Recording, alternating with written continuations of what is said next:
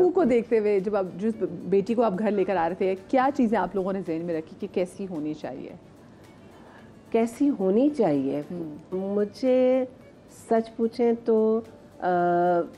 एक मेरी ख्वाहिश थी और मुझे अपनी बहू जो हो चुकी हैं और सिर्फ रुखसती बाकी है, उसमें एक चीज़ बहुत अच्छी लगती है, she is very grounded and because she is a working woman, so she is very practical. आटे दाल का भाव पता है. She knows the struggle. She knows the struggle. तालीम याफ्ता है, उसको पता है कि मतलब इसी प्लैनेट पे रहती है. आजकल मुझे लगता है कि लड़कियां इस प्लैनेट पे नहीं रहती हैं, जो कि एक बहुत बड़ा चैलेंजिंग मामला है. Realistic approach नहीं है. जो माँ बाप जिनके बेटे हैं उनके लिए लड़कियां बहुत इम्प्रैक्टिकल हो गई हैं. They are into their vanity, मतलब they are into different kind of उनको issues है. एक तो है लड़की को मेंटल हेल्थ का इशू है, किसी को बॉडी शेमिंग है, तो किसी को कलर शेमिंग है, तो किसी को डिप्रेशन के दौरे पड़ रहे. बहुत इम्प्रैक्टिकल लड़कियां हैं. असफ़ा में ये है कि she has been a very good student, then she is a brilliant journalist, बहुत प्रैक्टिकल है, बहुत ग्राउंडेड है, और ये चीज़ मुझे उसमें सबसे ज़्यादा अपील करती है और यही मैं चाहती थी, बिकॉज मैं खुद बहुत प्रैक्टिकल और ग्राउंडेड हूँ. ये सबसे इम्पोर्टेंट चीज़, हमारा खुश है, मैं खुश हूँ, पीरियड. वो जो प्रैक्टिकल नहीं हो हमें वैसे. अच्छा, आपको तो वो इवेंट, एक तो इवेंट प्लानर भी है, ठीक है, सारी चीज़ें खुद कर. आपको तो घर का जो इतना बड़ा इवेंट था और आपका इतना बड़ा इवेंट नहीं था, इतना बड़ा बिल्कुल बड़ा खास इवेंट नहीं, खास इवेंट बिल्कुल भी नहीं था. ये बहुत खामोशी से निकाह था, सिर्फ इमीडिएट फैमिली असफ़ा की थी, इमीडिएट फैमिली हमारी थी. एक्चुअली ये निकाह भी इसलिए हुआ था कि खालिद की फैमिली में ऑलरेडी एक शादी हो रही थी खालिद की नीस की, तो बहुत सारे लोग बाहर से आए होंगे. तो उनके दरमियान हमने निकाह कर दिया. अब इनकी रुखसती होगी, एक प्रॉपर इवेंट. निकाह में हमने हमारे यहाँ थोड़ा सा निकाह कंजर्वेटिव भी होता है हमारे बिलीफ के हिसाब से, तो बहुत सारे डूज एंड डोंट्स थे कि म्यूजिक नहीं चलेगी, निकाह से पहले भी नहीं चलेगी, बाद में भी नहीं चलेगी. खालिद ने बहुत कंडीशंस लगाई हुई थी कि बाद में कोई पार्टी नहीं होगी, कोई फ्रेंड्स नहीं आएंगे, आप जो है वो निकाह होगा, और बहुत सारी कंडीशंस थी. स्लीवलेस कोई नहीं पहनेगा और साड़ियाँ कोई नहीं पहनेगा, और ख़वातीन जो है वो सर ढांक के बैठेंगी.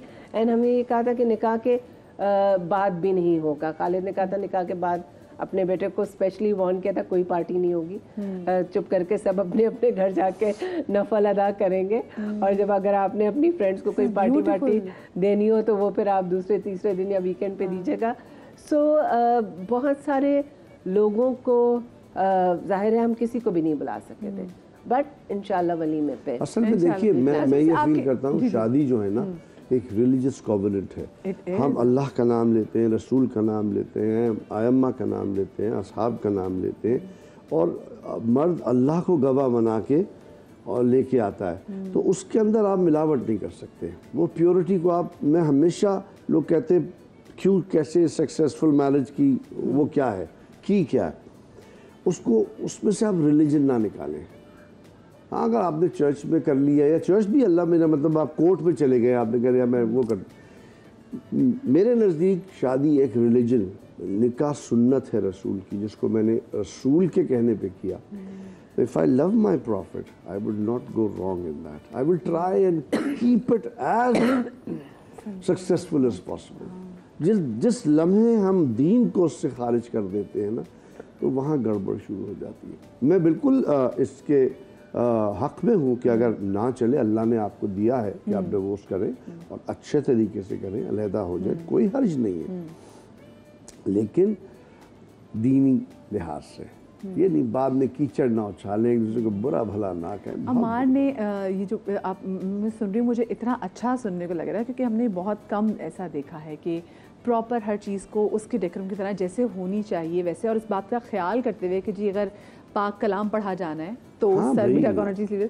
तो मुझे बड़ी प्यारी बात लगी. नहीं, आपके बेटे ने इसको कैसे लिया? फॉर द जोड़ा माय बहू सेट के मैंने उसको कहा कि तुम देख लो, तो उसको एक घाघरा चोली टाइप पसंद आया, तो मैंने कहा बेटा ये तो नहीं हो सकता निकाह पे. निकाह पे you have to wear full sleeves, and fully covered जोड़ा। तो रिजवान बेग वो हमारे दोस्त हैं, डिज़ाइनर हैं, उनसे हमने एक पिशवास टाइप चीज़ और वो लहंगे के साथ बनवाया, which was full sleeved and totally covered, and she agreed. मैंने कहा आपने बेटा वलीमे पे या आफ्टर शादी, मतलब रुखसती की सेलिब्रेशंस में कुछ पहनना हो तो पहनना, बट यहाँ लामा साहब आ रहे हैं और यहाँ आपका निकाह है, you can not be wearing ghagra choli, you can't be showing your midriff or anything. सो या नहीं, माशाल्लाह हमारी बहू की फैमिली भी बहुत अच्छी है, बहुत प्यारे लोग हैं, बहुत उसूल वाले सादे से लोग हैं। कोई अमूमन ऐसे क्रॉस में वो हमारे उसके नहीं है। हाँ। लेकिन लोग एतराज़ भी कर सकते हैं, लेकिन बिल्कुल नहीं किया उन्होंने। बड़ी खुश नसीब है कि देखिए जो सास ससुर है वो इतना प्यार भी करे, तारीफें भी करें। मुझे एक छोटी सी ब्रेक लेनी है, ब्रेक के बाद वापस आते कहीं मत जाइएगा।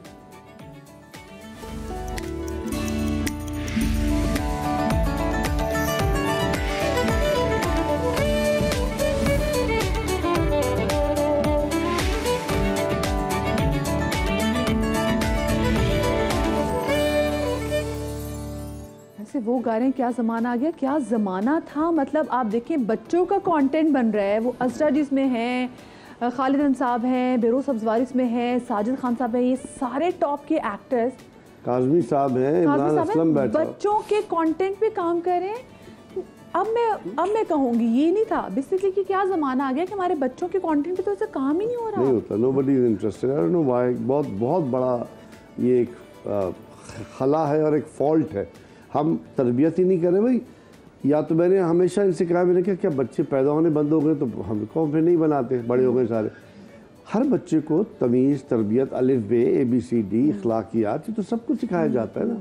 अब आपने बस वो वालिदैन भी ऐसे हो गए, माफ़ी चाहता हूँ आजकल के, वो ये पकड़ा देते हैं बच्चे को, वो देख रहा होता है खाना खा रहा है। ऐसा नहीं होता, पर्सनल आपको करना पड़ेगा। आप जो चाहते हैं आपका मुल्क हो 20 साल बाद, वो आज बच्चे को पढ़ा दें आप, वो वैसा हो जाएगा। बिल्कुल सही, बिल्कुल किस सही बात है। जगह में आपने रखा हुआ है। जस्ट इमेजिन आपका असल फ्यूचर आपके चिल्ड्रन है, you not paying any attention to them. लेकिन ये इतने एंटरटेनिंग वे में आप बच्चों को इतने अच्छे तरीके से वो एंटरटेन भी कर रहे हैं और बच्चे को वो तालीम भी दे रहे हैं, वो तरबियत भी दे रहे हैं। ये हमारा ग्रिप्स थिएटर है, हमारा जर्मन थिएटर है, उसके हम मेंबर्स हैं। तो हम वो करते रहते हैं ड्रामे। और टेलीविज़न पे हमने किया, बेनज़ीर की जब पहली गवर्नमेंट आई थी बेनज़ीर साहिबा की, असलम अज़हर साहब ने कहा कि सारे थिएटर टीवी पे करो, हमने वो सारे किए। लेकिन आई डोंट नो चैनल्स, अच्छा चैनल्स, अच्छा आप अब के एक्टर्स को भी अगर आप ऐसा कि कंटेंट को ऑफर कर दें तो वो नहीं करेंगे कि भाई मेरा तो इमेज खराब हो जाएगा। मुश्किल काम है। नहीं इमेज, तो ये भी एक अजीब सी बात है, मुझे नहीं पता इमेज क्या होता है। एक्टर्स, मैं अब नाम नहीं लूँगा, लेकिन एक नया बच्चा है, हमारा बच्चा ही है, उसमें एक हमने ईद प्ले किया, उसमें था कि धमाका होता है और सबके मुंह पे कालक दे, वो कहते मैं तो मुंह पे कालक नहीं लगाऊंगा, मेरा इमेज खराब होगा। मैंने कहा भाई बम फटा है यार, वो तो पार्ट ऑफ द स्क्रिप्ट करा नहीं मेरा, तो और तो इमेज खराब हो जाएगा। मैंने कहा अच्छा बेटा बस तो इमेज के साथ ही रह ले फिर। तो ये कुछ यानी कि वो वाली वो प्रोफेशनलिज्म जो पहले खत्म हो गई।